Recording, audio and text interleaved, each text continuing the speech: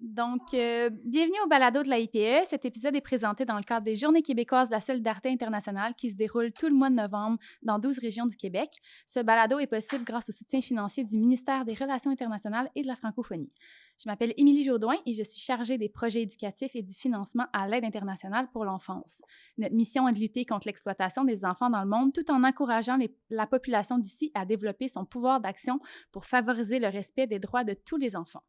Dans l'épisode d'aujourd'hui, on va parler de participation citoyenne, en particulier chez les jeunes. J'ai le privilège de recevoir Albert Lalonde, avec qui je discuterai notamment d'engagement social et de droits politiques des jeunes. Bonjour Albert. Bonjour. Merci beaucoup d'avoir accepté l'invitation. Je vais te laisser te présenter tes projets en ce moment. Je pense que tu en as beaucoup en même temps. En particulier, justement, là, en lien avec les droits politiques des jeunes. Donc, sur quoi tu travailles en ce moment? C'est quoi les enjeux, justement, qui te parlent? Puis ça. Ouais, je suis impliqué à différents endroits en même temps. Mais ces temps-ci, je travaille sur un tribunal moral international sur les droits des générations futures. Et c'est fondé sur l'idée que les jeunes, les enfants d'aujourd'hui sont les plus proches des générations qui sont à venir. Et donc, on veut, dans le fond, créer des assemblées régionales de jeunes, d'enfants à travers le monde sur ce principe-là d'autodétermination collective des enfants, des jeunes, parce que je pense que on veut que les jeunes, les enfants soient juges et partis, parce que on trouve que c'est un parti pris qui est justifié, que ce soit les jeunes qui sont en première ligne des changements climatiques, de la polycrise environnementale, soient en mesure de dicter quelles devraient être les obligations des États, des gouvernements à leur égard. Ça devrait être quoi le critère, les exigences. Bref, donc on est en train d'essayer de créer, je pense que ça, c'est une réponse directe au travail que je faisais avec des réseaux au sein de la Convention cadre des Nations unies sur les changements climatiques, donc comme les COP sur le climat chaque année. Puis c'est vraiment une institution en fait, c'est un cadre institutionnel où mais il y a juste les États, finalement, qui peuvent prendre la parole. C'est les gouvernements qui s'expriment. Alors là, on voulait vraiment créer une institution internationale qui fonctionne par et pour les jeunes, qui soit vraiment grassroots, comme on dit en bon français. Euh, mais donc, une institution de la base où on priorise la parole de jeunes vraiment ordinaires, puis dire, comme, vous avez des droits, vous pouvez les exprimer, puis vous pouvez, non seulement, puis c'est un processus juridique, puis d'établir des normes que les gouvernements doivent ou devraient respecter. Puis ensuite, évidemment, on n'est pas dans la pensée magique.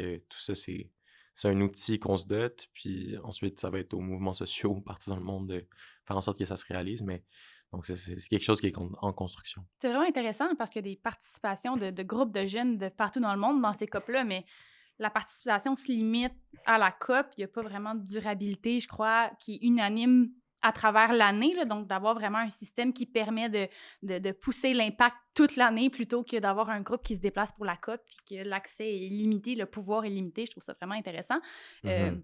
Qu'est-ce qui t'a amené à développer ça? Tu disais « on », qui sont les autres personnes avec qui tu travailles sur ce projet-là.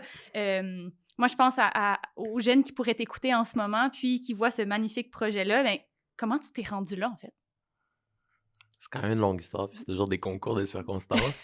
Mais pour moi, ça a commencé beaucoup quand j'étais au secondaire. J'étais toujours cette personne-là qui était sur tous les comités, machin. J'ai passé bien les heures de lunch à essayer de négocier avec des directions, machin. Puis finalement, c'est qu'on se rend compte, c'est que souvent dans les écoles secondaires, les jeunes doivent mener des luttes acharnées pour avoir des bacs à recyclage dans une cafétéria ou du compost.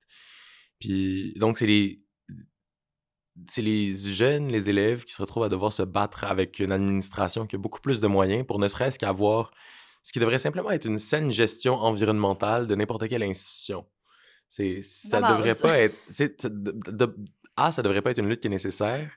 Puis B, ça appartient pas aux élèves. Tu sais, puis pour moi, je l'ai vécu au secondaire, tout le long de mon secondaire.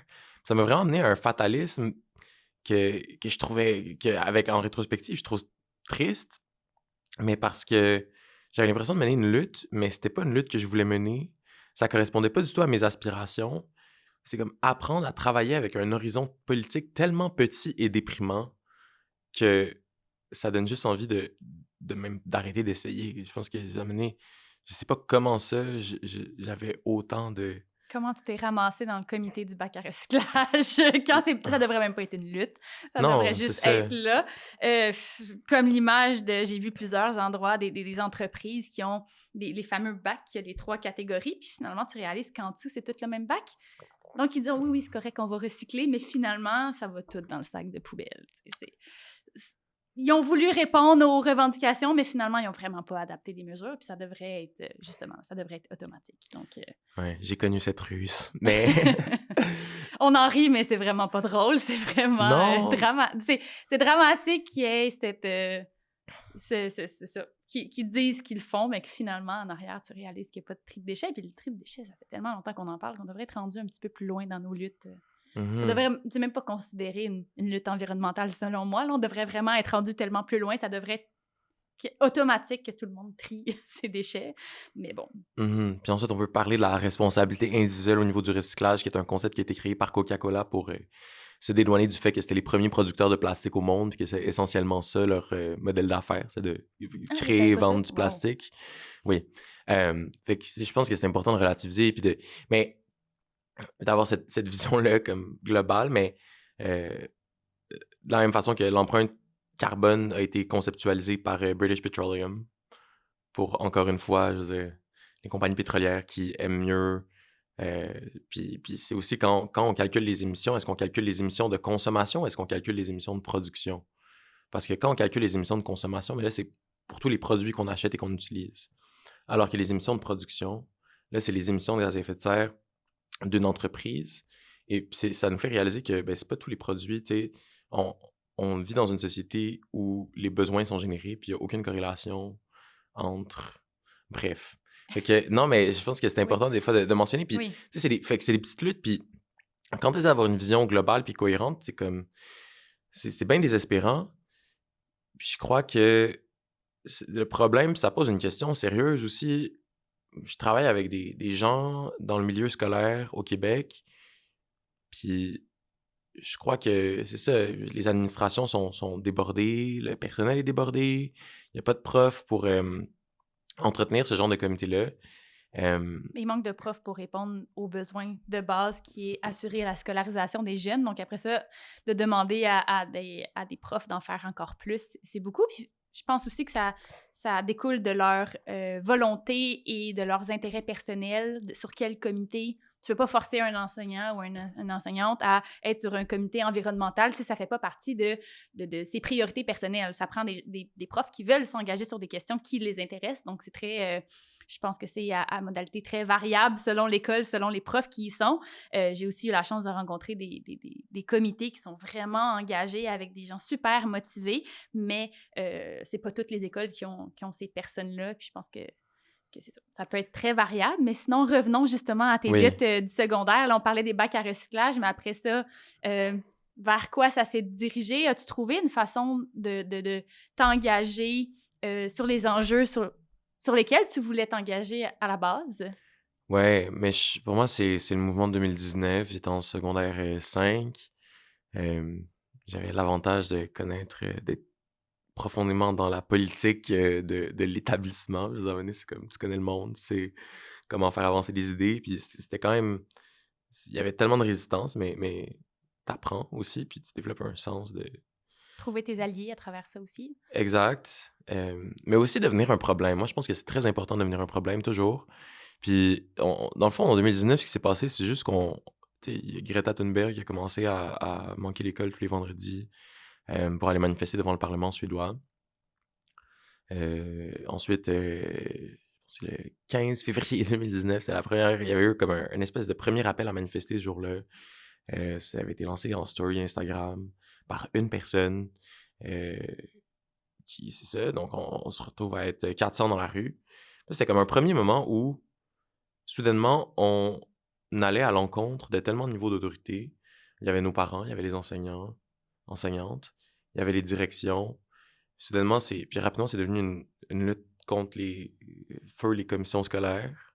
On s'est ramassé à être en lien direct aussi dans cette espèce d'opposition vis-à-vis du ministère de l'Éducation. Puis il y avait juste tellement de niveaux Mais là, c'est ça. C'est la première semaine, on fait quelque chose qu'on croyait qui était impossible.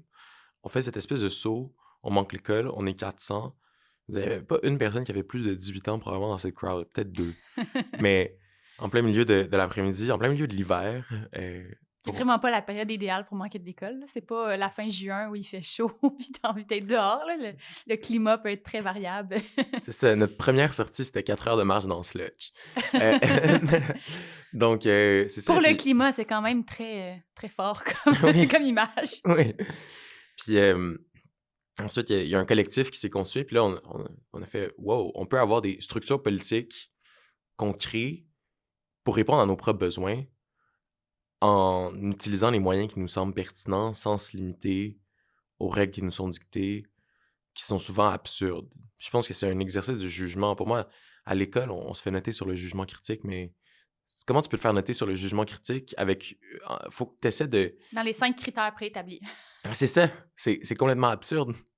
Ouais. Faut que tu apprennes à critiquer, mais faut que tu t'assures que le prof qui est ton lecteur va trouver que ça sort pas du cadre qui est pertinent ou que lui est en mesure de comprendre en fonction de son vécu puis de ses biais que tout le monde a.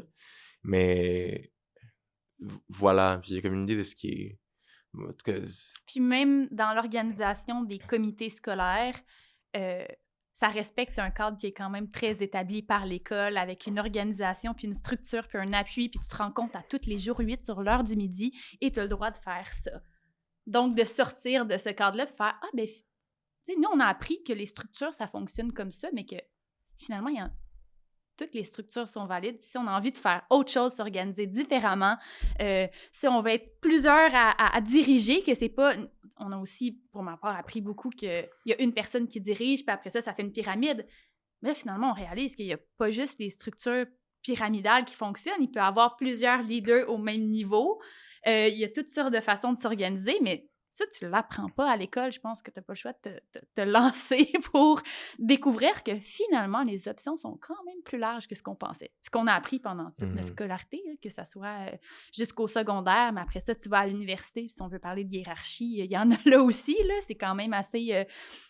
lourd, bureaucratique, structuré, il faut que tu restes dans le cadre quand même.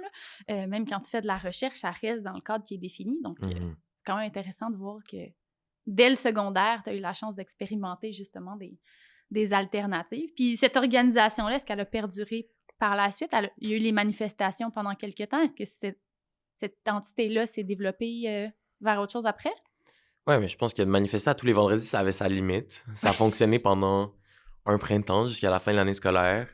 Mais un mois après cette première manif-là, on était 150 000 dans la rue parce qu'on a commencé à travailler avec les universitaires, les étudiantes du cégep qui nous ont rejoints massivement. Puis là, soudainement, on avait comme donné le coup d'envoi d'un mouvement de mobilisation qui était assez historique. Puis c'est de constater que tu peux être le déclencheur de quelque chose. Puis c'est de réaliser aussi qu'en tant que jeune, à cette époque-là, je pense qu'on avait une légitimité, une sorte d'autorité morale que la société était prête à écouter. Moi, je me suis retrouvé porte-parole de ce truc-là du jour au lendemain avec d'autres. Mais c'était... D'un côté, on se faisait représenter par les médias de toutes sortes de façons, comme les jeunes éco-anxieux, blablabla, qui pleurent en pensant aux ours polaires. Puis on se faisait dépolitiser, puis notre projet. Je pense qu'on nous représentait comme, ah oui... Mais vous comprenez pas la complexité de tout ça. Vous voyez juste ce que vous voulez voir. Je pense que ça, on l'a vu souvent, là, de comme... Exactement. Tu vois pas le portrait général, tu vois pas tous les enjeux, les limites que ça pose. Oui et non, peut-être qu'on les voit pas toutes, mais il y a quand même des choses qui peuvent être faites. Voilà, Puis en créant ce mouvement-là, visiblement, t'as pas commencé ce mouvement-là en te disant « je vais avoir 150 000 personnes dans la rue ». Tu le fais à petite échelle, puis ça grossit, là. Personne crée un mouvement en sachant vers où ça mène. Je pense qu'il faut commencer à une échelle individuelle, un petit groupe, selon ta capacité. Puis après ça, quand les gens se rattachent au message, c'est là que ça devient à très grande portée. Oui, absolument. Puis moi, je peux pas prétendre avoir créé ce mouvement-là. J'en ai fait partie. C'est très impersonnel, un mouvement aussi. Si tu apprends à trouver de la valeur dans le collectif, je pense que c'est important d'être au fait de ses contributions propres. Parce que sinon, c'est juste ingrat des fois. Mais aussi c'est une façon différente de réfléchir qu'on réapprend. Puis c'est vraiment un processus d'éducation collective, autonome. Puis c'est libérateur parce que soudainement, on fonctionnait sur nos propres bases de réflexion. Et donc, cette journée-là, du 15 mars 2019, on était 150 000 dans les rues. Nous, on avait fait des grèves formelles, comme au cégep dans les universités. On voulait que tout le monde puisse aller manifester. Pas juste les gens qui avaient le soutien de leurs parents, pas juste les gens qui acceptaient d'avoir des retenues. Euh, et donc, on a simplement fait une assemblée générale dans la cafétéria. OK, on était 800 personnes, tac. Un vote... Dans les règles déjà établies. Tu as réussi à lier votre organisation sociale qui s'est créée et le cadrer dans les règles des écoles, en fait. Mais c'est qu'on n'a pas vraiment demandé la permission. Moi, je suis allé voir le directeur. Je lui ai dit, on va faire une assemblée générale de grève pour avoir une grève telle date. Voilà les raisons. Et on va le faire avec ou sans votre collaboration. C'est-à-dire que si vous nous aidez en nous donnant accès à la cafétéria pour pas qu'on gèle dehors, pour qu'on puisse s'entendre, qu'on puisse avoir un processus démocratique en bonne et due forme, qu'on puisse s'assurer qu'il y ait un vrai débat, que les élèves sachent ce qu'ils font, pourquoi ils le font, alors ça va être super, alors on va travailler ensemble. Puis sinon, on va aller dans le terrain de soccer. Dans la boîte, puis on va négocier. Je veux dire, on va prendre le mégaphone, puis on va se débrouiller. C'est aussi, ou peut-être qu'on va pas faire l'assemblée générale, mais qu'on va juste s'arranger pour avoir 400 personnes qui bloquent les portes. Puis, tu sais, si tu peux pas avoir de processus démocratique de manière réaliste, parce qu'il y a une administration qui concrètement t'en empêche, mais les 400 jeunes qui bloquent les portes avec leur corps, puis qui réalisent aussi le pouvoir.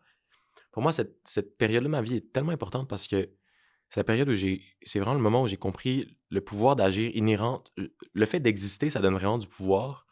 Puis oui, de convaincre, mais d'être un corps devant une porte ou d'être un corps sur une route ou qui fait un blocage territorial ou ça. La, la désobéissance civile, puis après ça, en fait, pas nécessairement la désobéissance civile, mais le fait de comprendre que les règles puis la justice, on a le tendance à faire ce raccourci. Puis moi, j'étudie en droit, je travaille beaucoup dans le domaine juridique. Et cette espèce de raccourci qu'on fait tout le temps entre, par exemple, le droit, les lois, on appelle ça la justice. Ça l'est pas. Mais ça n'a rien à voir avec la justice. D'être capable de connecter avec son sens propre des motivations profondes. Puis je pense que c'est important dans un monde aussi absurde que le nôtre, où il y a tellement de contradictions de tous bords, de tous côtés, puis où on voit bien qu'il y a comme une destruction de tout. Oui. Pour faire des raccourcis, là. Mais je pense que c'est ça aussi. Donc, j'en déduis que ça s'est terminé avec 400 personnes devant les portes. Il n'y a pas eu d'assemblée générale. Oui, on a eu notre assemblée générale, c'est ça, parce qu'on avait la conscience de notre rapport de force. Puis à chaque semaine, on découvrait qu'on avait plus de pouvoir qu'on l'imaginait. Moi, avant cette conversation-là avec le directeur, je m'attendais jamais à ce qu'il accepte nos conditions. Puis finalement, il les a acceptés. On était 800, 850 pendant la première assemblée générale. La grève avait passé, puis c'était un processus d'éducation où ça nous a permis d'avoir plein de monde qui, justement, étaient dans la réalisation de leurs droits pour la première fois. Peut-être de cette façon-là, ou sur des bases qui étaient différentes, qui n'étaient pas parce comme que dans c'est un processus qu'on apprend. Pour ma part, j'ai l'impression que c'est plus un processus que j'ai appris au cégep.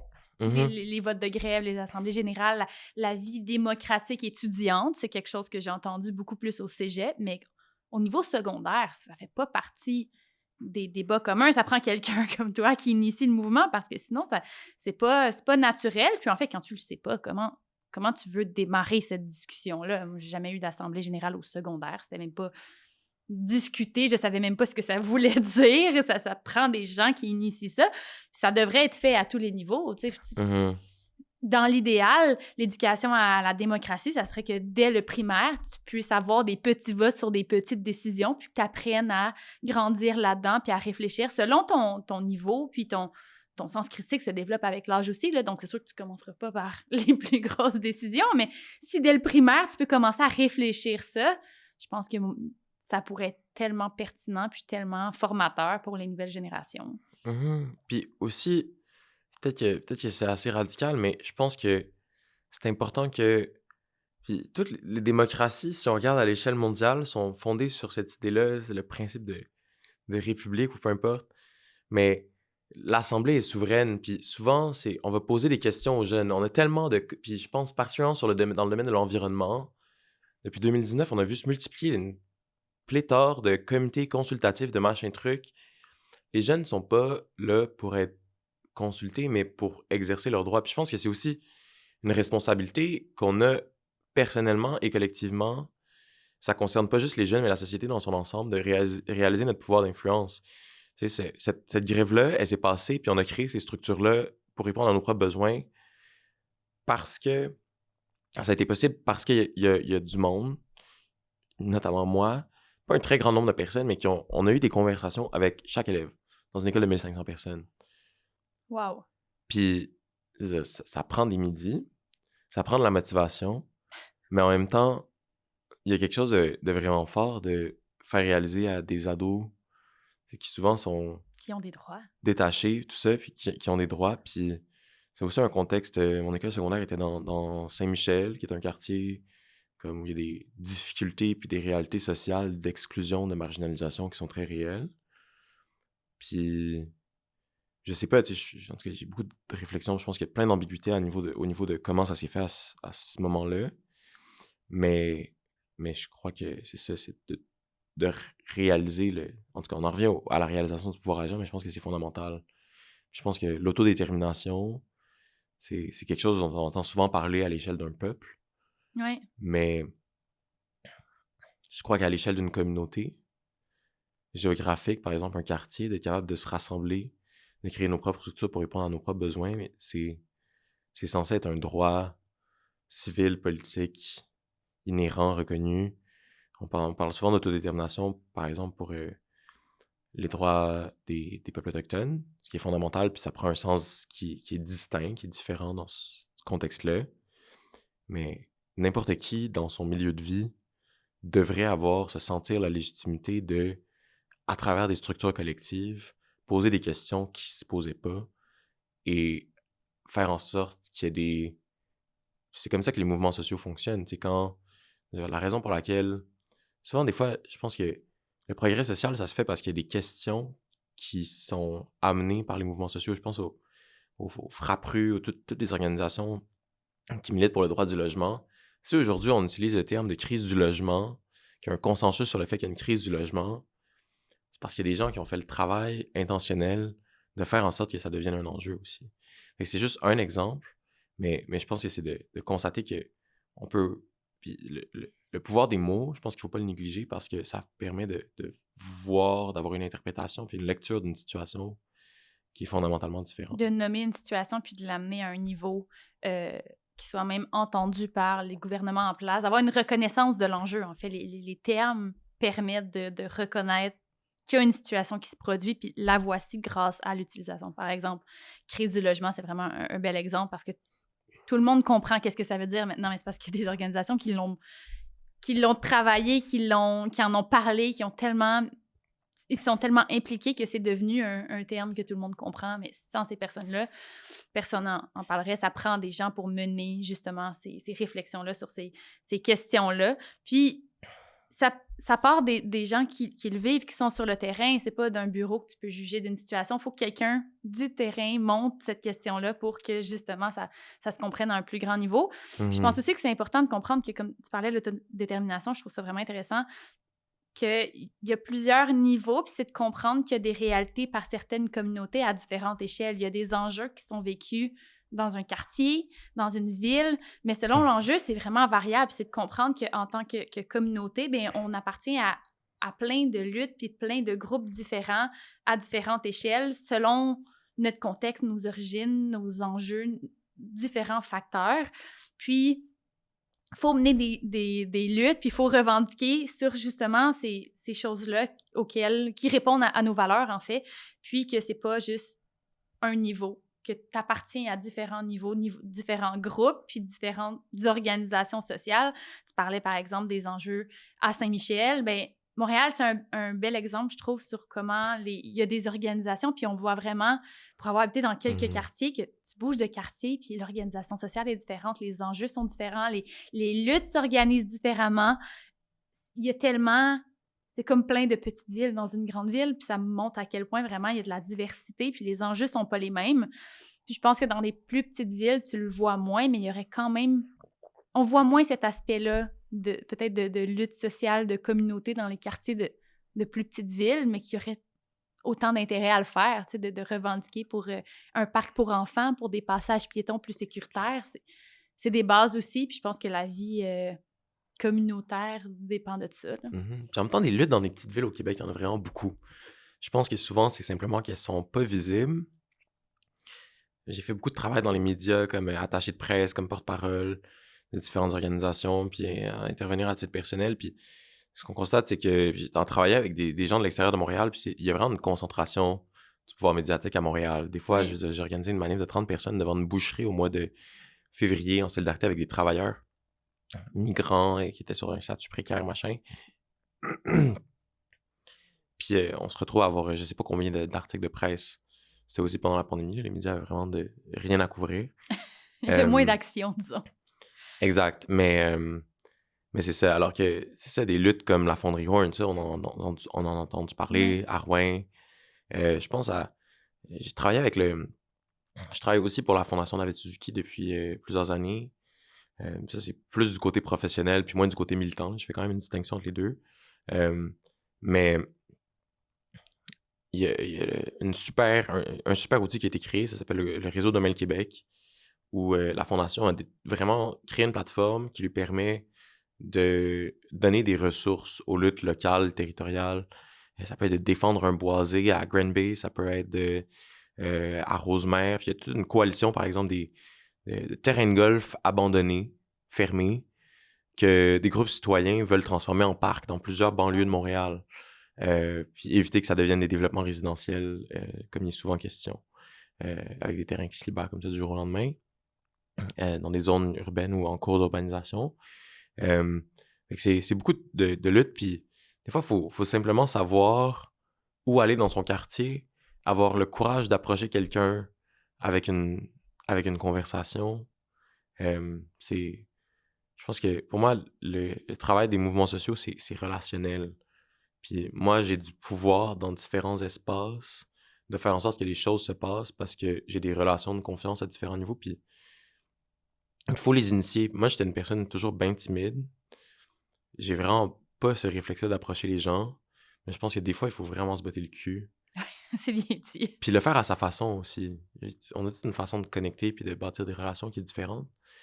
Puis c'est important de pas essayer de devenir genre le militant extraverti que t'es pas. Si c'est pas ça à quoi tu corresponds. Mais de solidifier un réseau qui fait que tu vas aller voir les bonnes personnes pour que les choses bougent. Puis tout le monde va le chercher. Là, on parle du côté militant, mais je veux dire, le monde corporatif est bâti sur cette façon de penser-là Exact. aussi. Là. Ouais. Les gens qui réussissent à avoir, justement, il y a toujours des avantages à avoir un réseau, puis tes projets vont bouger beaucoup plus vite en allant t'associer aux bonnes personnes. Donc, c'est ça. Ouais. C'est vrai que ça prend du courage pour le faire, mais je pense que en vieillissant aussi, tu développes tes compétences puis ton style d'approche. Puis tu développes ton réseau selon tes valeurs, tes convictions puis ta personnalité aussi. Comme tu dis, c'est important de pas tous être... Il n'y a pas un modèle d'extraverti qui fonctionne. Je pense que toutes les personnalités fonctionnent. Puis tout le monde a intérêt aussi à avoir un groupe diversifié. Là, donc c'est intéressant d'avoir plusieurs styles. C'est sa toile. Puis pour moi, c'est des relations qui se bâtissent dans la durée. Il y a plein de gens avec qui tu te retrouves à avoir une certaine confiance puis une capacité à travailler ensemble. Pas parce que tu t'es parlé souvent, mais parce que tu vois la personne qui va show up dans des endroits puis que tu sais que tu peux compter dessus dans ton projet politique. Quand tu vois quelqu'un qui est là quand il fait froid, qui est là dans la canicule, t'as pas besoin d'être bien proche de cette personne-là, mais c'est de trouver les alliés là où ils sont, puis des fois, c'est pas non plus... Pour moi, je pense que l'amitié est très politique, blablabla, mais je pense que c'est ça. Il y a comme une place pour l'amitié, puis il y a une place pour juste comme une espèce d'esprit de... Ça sonne très vieillot et un peu communiste, là, mais genre l'esprit de camaraderie, tu sais, où t'as un objectif commun, puis on n'est même pas obligé de bien s'entendre. Oui, l'esprit de, je dirais presque jusqu'à dire communauté. Il y a exactement. des contextes pour chaque type de relation. Là. Je pense qu'il y a des gens avec qui tu travailles bien professionnellement, il y en a d'autres avec qui tu vas mener des luttes, puis il y en a d'autres que c'est le fun pour prendre un café, mais c'est pas avec ces personnes-là que je mènerais une grande lutte. C'est tout aussi valide, mais il faut bien savoir placer nos différentes relations, si je peux dire. Je sais pas comment on s'est retrouvé dans cette direction. Ouais, c'est ça. Mais j'aimerais ça revenir t'as dit, je fais la distinction entre ma vie professionnelle et ma vie de militant. Que voulais-tu dire par ça? Puis dans quelle mesure cette ligne-là se trace? J'ai le privilège de travailler dans les mouvements sociaux, mais en même temps, c'est que à chaque fois qu'on fait partie d'une institution, ça vient avec des ressources, mais les ressources s'accompagnent toujours de limites. Je pense que c'est ça, par exemple, là, je travaille sur un long métrage documentaire qui vise à exposer, faire un peu la pédagogie des souverainetés autochtones en tant que projet politique. D'explorer, ça veut dire quoi la souveraineté? Ça veut dire quoi la souveraineté au sens autochtone, qui est spécifique à chacune des nations, en fait. Il n'y a pas vraiment de sens commun à nécessairement toutes les nations autochtones, même s'il y a des points qui sont peut-être communs. Qui est fondamentalement distinct de la notion de souveraineté dans le droit occidental, européen, où on parle de monopole de l'État sur la violence légitime. On a une police, puis des frontières, et c'est comme un système qui est fondé sur la violence. Donc, c'est ça, j'ai une liberté comme inouïe. Ça, je fais ça d'un point de vue professionnel. Avec le soutien de la Fondation David Suzuki, je co-réalise avec mon ami Laura Fontaine, qui est une gardienne du territoire de Magnotenam, Innu. Donc ça, c'est mon gros projet de l'été. On est allé parler à plein de monde sur plein de territoires, aborder justement cette question-là des solutions en profondeur, puis d'aborder un peu comment les Autochtones peuvent se joindre à, par exemple, des luttes qui sont fondées sur un peu les principes dont on discutait plus tôt. Puis vraiment, cette idée, je pense, tout l'exercice des droits inhérents au peuple autochtone, c'est pourquoi il y a autant de violence coloniale qui a été infligée. C'est parce qu'il y a quelque chose de politique à ce que ton corps soit en connexion avec le territoire, à ce que tu occupes le territoire lorsque tu portes une identité autochtone dans un contexte colonial puis d'occupation. Je pense que c'est pas du tout la même chose. C'est des contextes complètement différents, mais il y a des liens conceptuels qui existent quand même entre bloquer les portes de quelque chose, d'un édifice, puis en même temps avoir ton corps sur le territoire. Puis je pense en tout cas, moi, j'ai beaucoup appris des différentes luttes autochtones. C'est vraiment ce qui a guidé la personne que je suis, puis la personne militante que je suis aujourd'hui. C'est pour ça qu'avec Laura, moi, je veux aussi beaucoup partager ce que j'ai reçu dans mon parcours en allant sur des blocages forestiers, puis à différentes places. Bref, là, je me perds. Mais ouais, j'ai la chance de militer dans mon quotidien, mais c'est juste je pense qu'il y a des fois qu'on travaille dans des organisations plus institutionnalisées, progressistes, ça peut être sur n'importe quel sujet. Bon, est-ce qu'on a du financement gouvernemental? Oui, non. Qu'est-ce que ça implique sur ce qu'on peut dire? Et faire. Dans le cadre de ce projet-là. Etc. La même chose si on a des fonds privés, de la grosse philanthropie, des grandes entreprises, des familles très fortunées. Ça vient toujours avec des conditions puis des limites. Exactement. Puis même si on a une base de donateurs qui sont du monde ordinaire, qui font des donations qui font des dons de 20$ par mois, mais il y a encore, faut s'inscrire dans le débat public d'une certaine façon dont on anticipe qu'elle va plaire au lieu de peut-être convaincre. Et faire un travail de changement de fond. Je pense qu'il y a aussi cette ambiguïté-là dans les milieux progressistes. Souvent, on pense que de communiquer, c'est de bâtir un discours qui va plaire aux gens dans l'état actuel de leur réflexion, plutôt que de peut-être créer davantage de polarisation, ce qui n'est pas forcément une mauvaise chose si ça permet d'atteindre une destination et de faire bouger le curseur. Que ça soit prévu et cadré pour arriver à un résultat. C'est ça. Mais pour ça, il faut avoir un cadre qui nous le permet. Donc, c'est pour ça que, pour moi, quand je parle de mouvements sociaux, de militantisme, c'est des contextes dans lesquels je sens que j'ai une liberté. Puis c'est quelque chose où je crois dans mon travail que je fais au sein des institutions. J'ai comme ce privilège-là immense. Mais j'en ai quand même besoin pour payer mon loyer. Je le ferais même si j'y croyais pas. Fait que je veux juste avoir cette lucidité-là, puis toujours garder des trucs dans ma vie qui dépendent de rien, sauf de de moi puis des gens, des relations. Donc, ta vie de Ouais. militant se définit par cette chance-là d'avoir une carte blanche d'une liberté quasi absolue qui s'insère aussi dans ta vie professionnelle, mais pas l'inverse. Il y a quand même une limite où tu peux amener un peu de militantisme au travail, mais il y a un cadre qui permet pas cette carte blanche-là que tu peux faire Mhm. ailleurs. Puis je travaille avec peu de cadres. En ce moment, je travaille à créer une institution avec des amis. C'est pas très limitant sur les bases qu'on souhaite. Puis en même temps, effectivement, ben, on a des limites par rapport au financement. Des fois, il y a des funders qui sont genre, quoi? Ouais, on peut pas tout dire, tout faire. Ou je finance telle partie de l'activité, donc il faut pousser vers ça parce que c'est là. Puis, comme tu dis, Ouais. au final, on a tous besoin de payer un loyer, on n'est pas autosuffisant. C'est un jardin qui te permet d'être autosuffisant, mais c'est pas mon Non. cas, donc on a besoin quand même d'un minimum pour Ouais, mais je veux pas vivre en faire tout ça. autarcie. Je pense que l'interdépendance, c'est important, mais c'est de voir les limites, puis c'est aussi de... Je pense que quand on dépend surtout de relations humaines, dire, moi, 2019, on avait fait cet immense mouvement, puis ensuite, ça avait débouché sur le 27 septembre 2019. On était un demi-million dans les rues de Montréal, probablement la plus grosse manif dans l'histoire du Canada. Ça s'est fait avec tellement peu de moyens. C'était vraiment juste la mobilisation bouche-oreille sur les campus, puis de se donner des structures.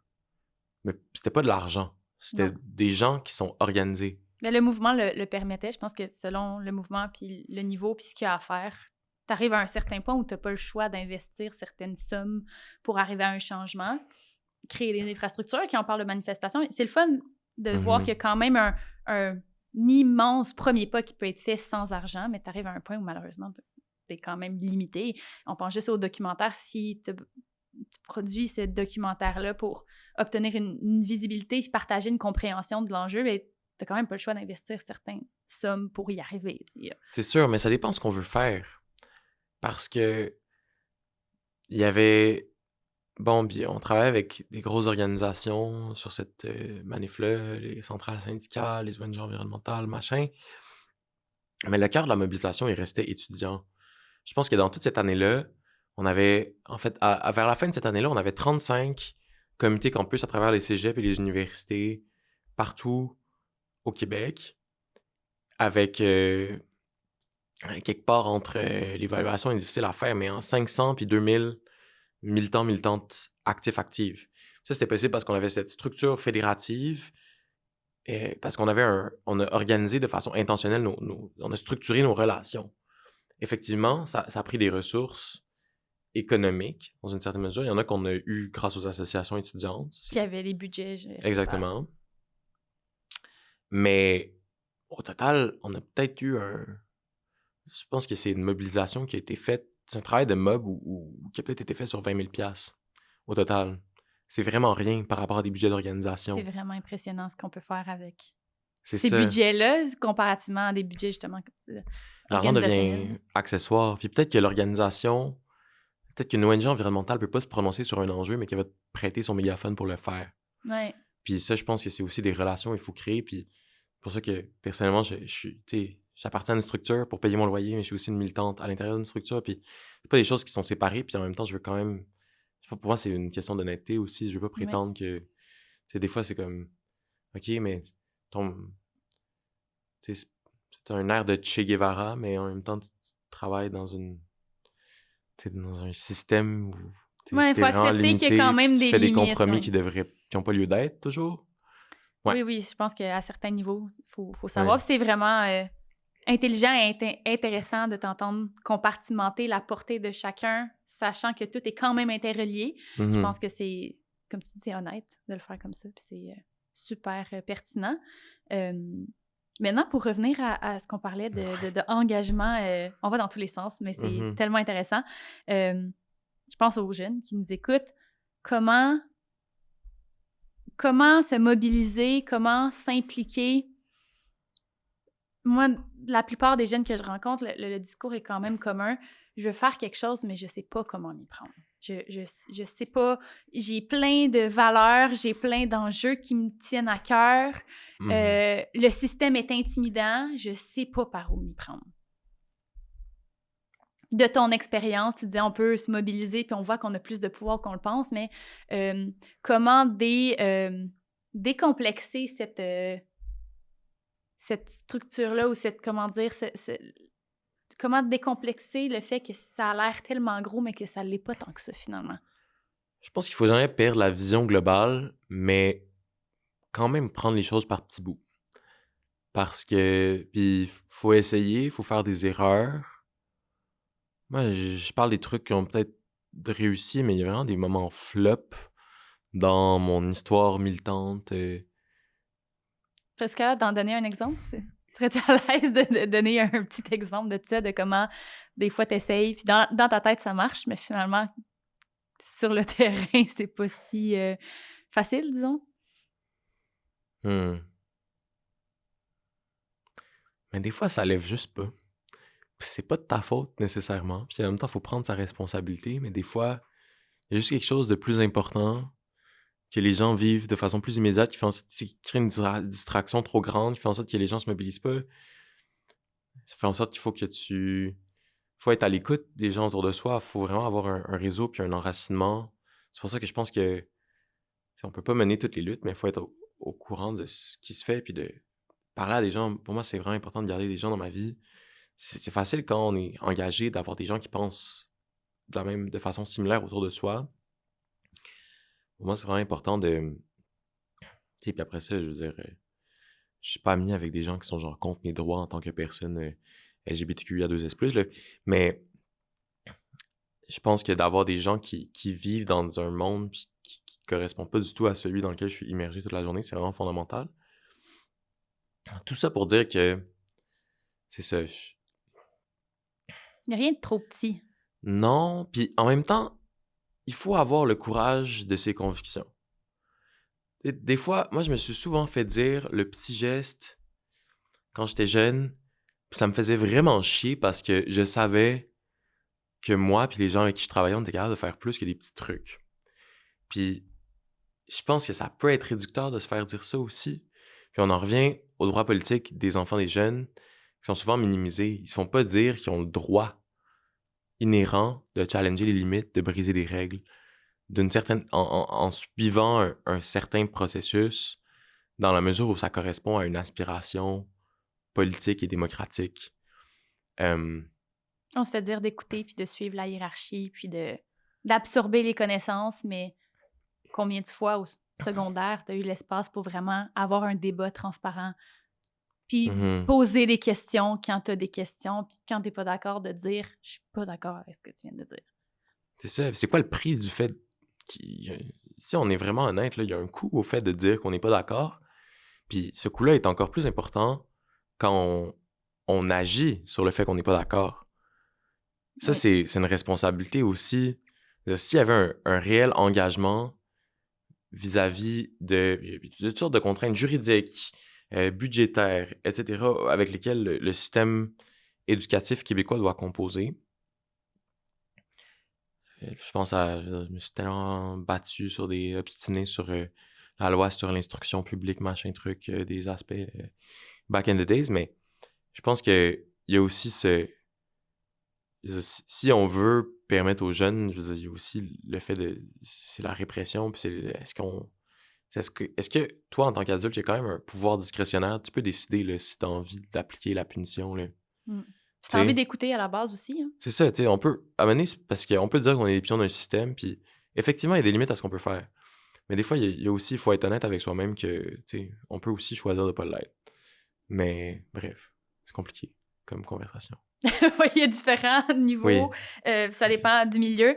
Je trouve le cadre scolaire quand même intéressant considérant le temps qu'on passe à l'école jusqu'à la fin de notre scolarisation. Là. Ça peut être quelques années, ça peut être si tu rentres à l'université à différents niveaux, ça peut être très, très long. Puis justement, je trouve que c'est un cadre qui est vraiment intéressant à analyser. On parlait des comités plus tôt. On parlait justement de dire son opposition par rapport à quelque chose. Puis il y a quand même, dans les fameux risques, ben, si en période de classe, tu t'opposes à ce que l'enseignante dit, ben, il y a aussi ton petit risque que peut-être que l'examen ou le truc qui est évalué, tu pourrais le couler. Si jamais ça cadre pas dans... On parlait du fameux cadre plus tôt, là. Ben, si ça répond pas aux attentes de la personne qui t'enseigne, ben, t'as aussi ce risque-là qui rend ça plus difficile de mener un débat. Puis, ben, c'est sûr que c'est ça. C'est d'établir que les jeunes ont des droits puis de le mettre de l'avant plus, je crois.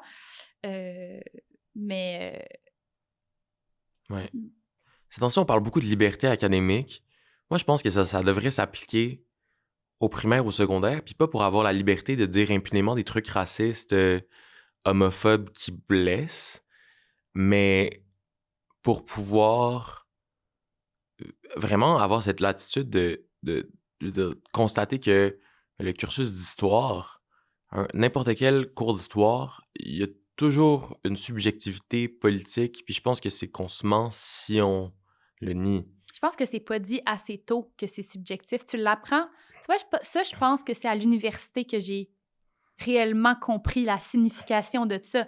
Je venais de faire mon primaire, secondaire, cégep, à se faire dire « Ah, mais l'histoire, c'est ça. » Puis là, finalement, rendu à l'université, ben, tu réalises que tous les enjeux autochtones, ça n'a même pas été effleuré. Ce qu'on a su, c'était tellement factuel selon des vieux livres, puis qu'il y a tellement de... Par exemple, on t'apprend les 2 grandes guerres mondiales avec les principaux acteurs européens, puis notre implication en tant que pays, les Canadiens et Canadiennes. Mais il y a tellement d'autres acteurs, il y a tellement d'autres luttes qu'il y avait en marche qu'on n'a jamais entendu parler. Ça demeure quand même... C'est sûr que ça teinte notre vision de l'histoire, puis notre développement, puis notre compréhension des droits aussi. Quand la seule chose que tu connais de ton histoire, c'est ça. Puis de voir aussi, je trouve intéressant de voir qu'il y a eu beaucoup d'autres luttes dans le monde auxquelles on n'a pas entendu parler, mais que les organisations de ces luttes-là ont été tellement intéressantes, ça serait tellement formateur de voir d'autres fonctionnements. Pourquoi est-ce que les grandes luttes qu'on apprend, c'est les 2 grandes guerres mondiales? Il y a tellement d'autres luttes, enjeux, façons de faire que cette violence-là qui pourrait vraiment être plus formatrice, plus... c'est ça parlerait plus. Je pense qu'on pourrait mieux comprendre nos droits en ayant des exemples peut-être plus concrets que ces fameuses 2 grandes guerres, disons. Absolument. Puis la langue, c'est politique aussi. Les cours de français, d'anglais, comment c'est enseigné, qu'est-ce que ça véhicule? Est-ce que la langue, c'est un outil qu'on s'approprie ou est-ce que c'est quelque chose qu'on se fait imposer avec tout un ensemble de règles?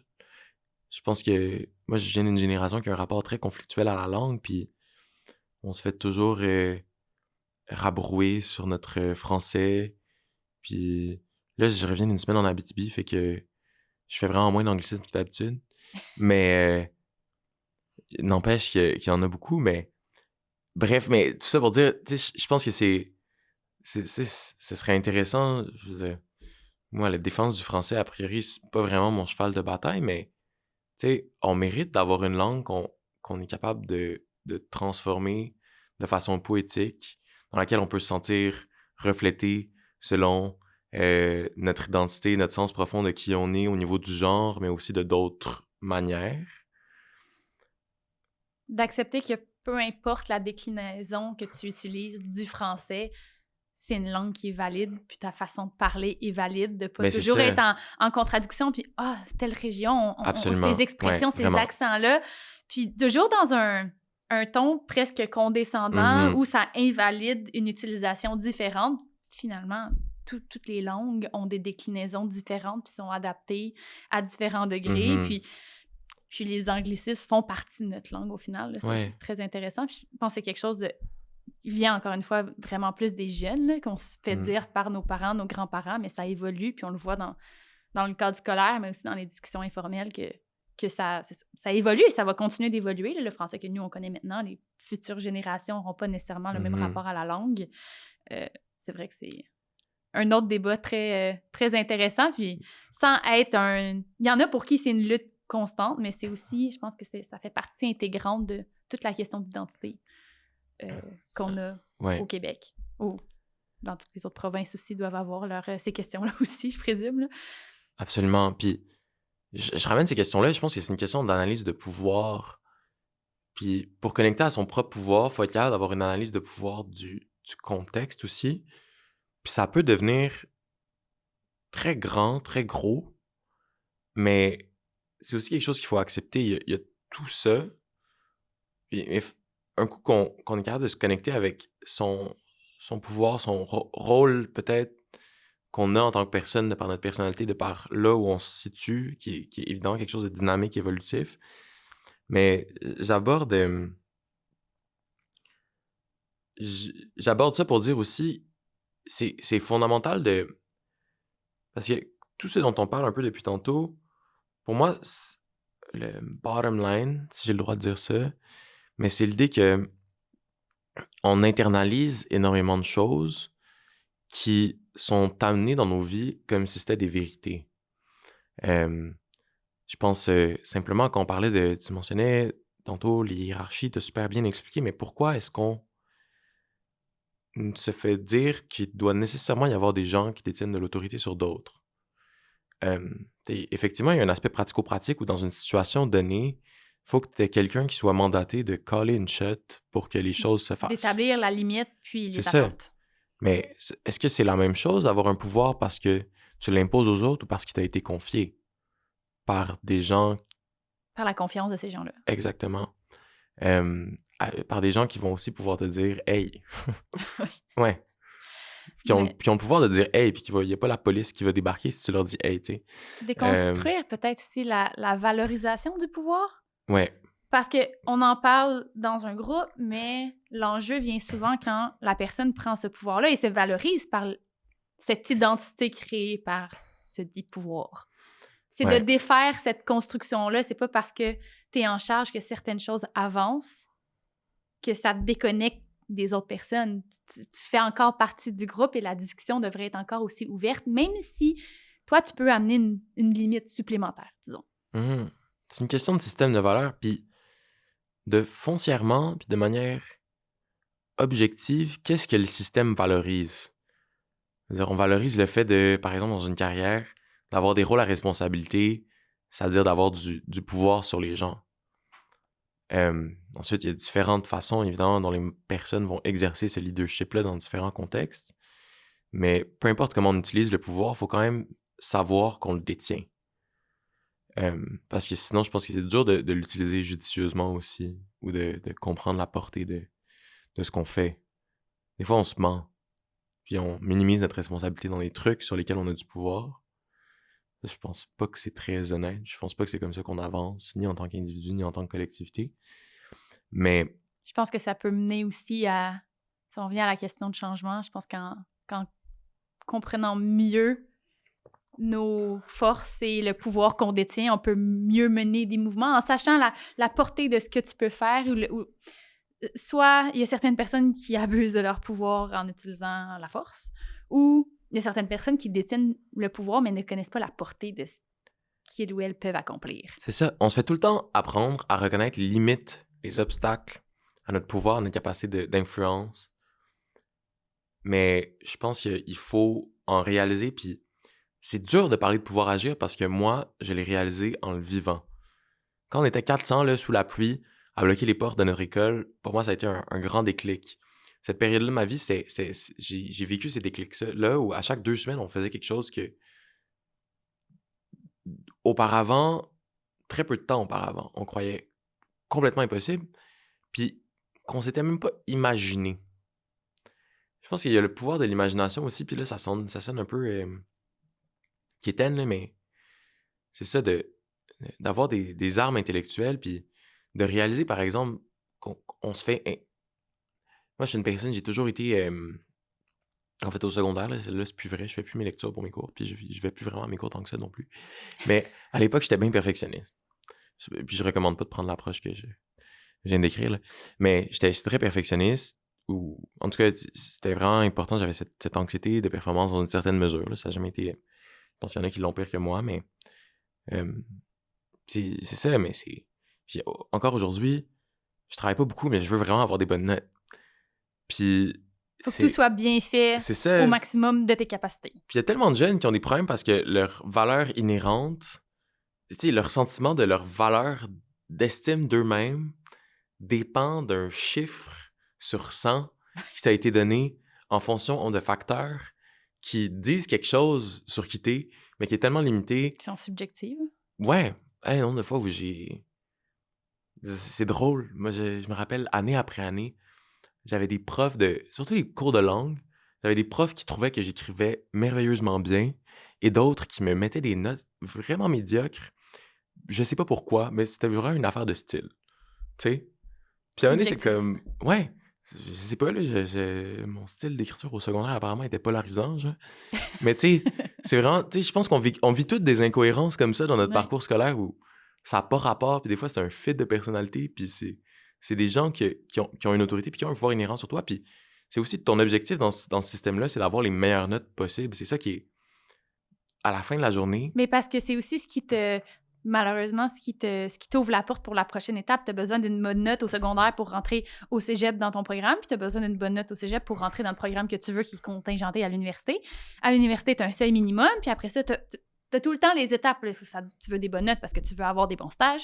Et là, ça continue ainsi de suite, basé sur le système qui peut dépendre de qui t'a enseigné, dans quel contexte et qu'est-ce qui a enseigné. Donc, c'est quand même beaucoup d'éléments qui ont beaucoup d'influence, qui expliquent très bien pourquoi il y en a qui ont de l'anxiété de performance, c'est dit comme ça. C'est ça, puis ça a des conséquences matérielles, Mais oui. ça. Puis on internalise justement le fait de, bon, accepter l'autorité, essayer de s'y conformer, mais de plaire d'une certaine façon Cette à cette structure-là. structure-là, puis à ces personnes-là, détentrices de l'autorité. Puis le but, c'est d'accumuler le plus possible de quelque chose qui veut pas vraiment dire grand-chose. Fait que, tu sais, là, on parle de points dans un bulletin, mais je pense que c'est très analogue dans ma tête à moi à la logique capitaliste où, je veux dire, concrètement, je veux dire, oui, on peut reconnaître plein de valeurs à des gens, mais ce qui est la seule affaire quantifiable en termes de la valeur qu'on accorde à quelqu'un en tant que société dans le système actuel, c'est C'est ça. vraiment les dollars. Fait que c'est vraiment une question monétaire, de capital. Fait que, tu sais, en tout cas, mais c'est ça. Puis des fois, c'est juste que quand t'es éduqué dans un système comme ça, après ça, c'est des choses qui viennent à nos esprits comme étant des vérités, un peu comme si c'était tombé du ciel. Tu sais, je pense qu'on a tendance à croire que le capitalisme est un des choses naturelles.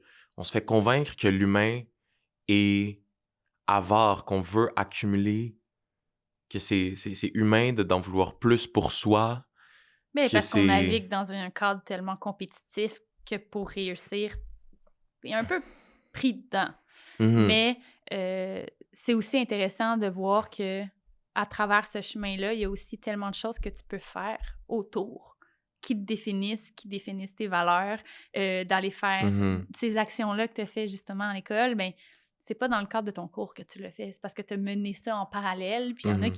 qui mènent plusieurs projets en parallèle, puis finalement, de ce que j'en comprends, c'est un peu ton cas aussi en ce moment, là, tes projets parallèles prennent le dessus sur le parcours scolaire, là.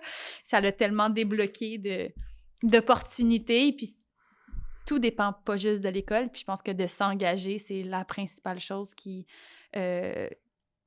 l'opportunité se présentera pas dans le cadre d'un cours. Mhm. Tu dois le mener en parallèle à ce que tu fais dans le système éducatif.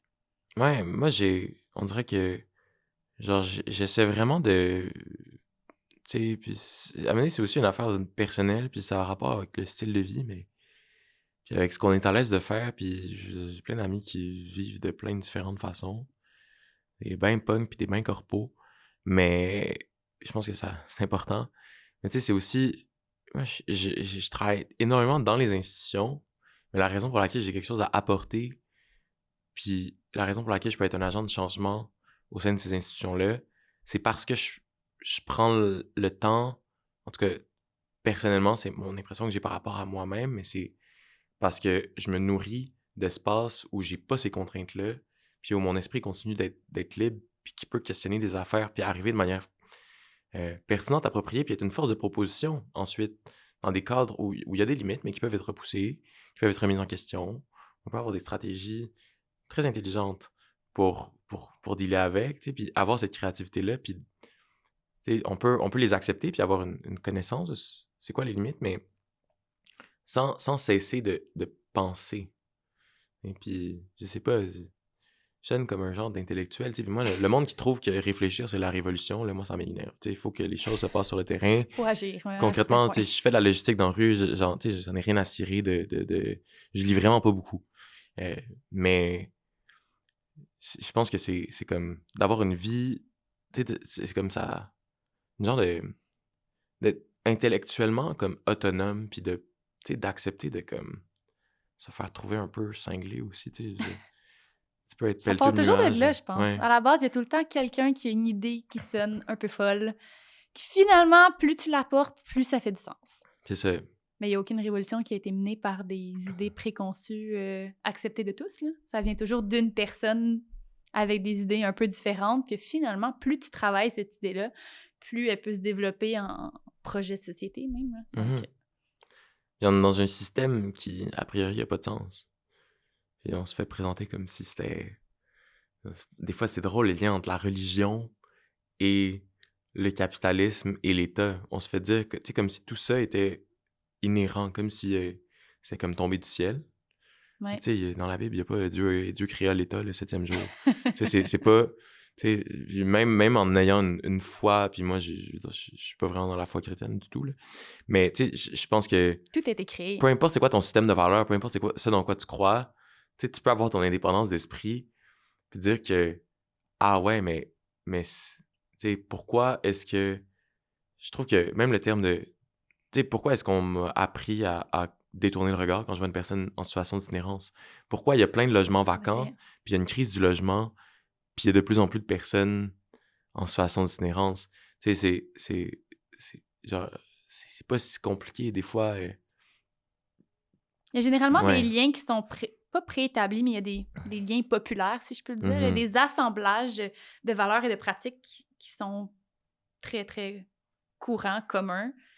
Puis que finalement, ça prend d'autres personnes pour faire d'autres liens. Puis finalement, tu réalises que ça s'organise mieux en faisant d'autres combinaisons que celles qui a Mhm. été établies à la base. Puis ça prend des gens pour challenger ces idées-là, puis ça part de Ouais. de différentes portées. Si je veux revenir pour la fin sur justement comment l'idée, la question de concept de base, comment agir, puis qu'est-ce qu'on peut faire dès notre enfance pour justement faire valoir nos droits, ben je pense que c'est de justement aborder ces enjeux-là quand ils se présentent, puis de ne pas avoir peur de dire son opinion, de pas, comme tu disais, pas tout internaliser tous les enjeux Mhm. qu'on voit, qu'on entend, mais s'il y a quelque chose qui fait pas de sens, mais de le nommer puis d'ouvrir le dialogue, je pense que c'est la base. Puis en ouvrant un dialogue, ben, tu peux rassembler puis éventuellement mener aussi certains combats. Mhm. Puis cette construction-là se fait toujours de façon collective. Toutes les luttes que j'ai menées, c'était avec d'autres personnes. On peut rien mener tout seul. Puis, tu sais, l'idée de la propriété intellectuelle, moi, je trouve ça super drôle, tu sais. Évidemment, je pense que c'est important de donner le crédit qui se doit aux personnes. Puis je vois les gens dans ma tête qui m'ont appris des trucs, qui m'ont fait progresser dans mes réflexions. Mais c'est ça, tu sais, des fois, c'est vraiment comme une évolution, puis des échanges, d'avoir cette réciprocité-là. Pour moi, c'est l'amitié qui est comme à la base de tout ce que je fais. Je travaille tout le temps avec mes amis. Puis c'est ça, je veux pas travailler juste avec mes amis, mais je pense que des fois, pour avoir une force de proposition, pour créer des nouvelles choses, ben c'est nécessaire d'avoir ces dynamiques-là où comme on a des relations qui sont transformatrices. Mais Définitivement. ouais. Bien, merci beaucoup pour cette belle discussion. C'était vraiment intéressant. On a abordé vraiment beaucoup de points, beaucoup de sujets. Si les gens veulent te suivre dans tes différentes luttes, tes différents projets, où est-ce qu'on peut te trouver? J'ai un Instagram un peu chaotique, albert.lalonde. Je pense que c'est vraiment le meilleur moyen de suivre ce que je fais. Super! Ben, on va pouvoir lier ça à l'épisode qui va sortir. Merci à tous les gens qui ont écouté, toutes les personnes qui ont écouté cet épisode. Vous pouvez aussi vous rendre sur le site des JQSI pour voir toute la programmation à travers le Québec, les autres balados des autres organisations sur jqsi.qc.ca. Merci beaucoup. À la prochaine.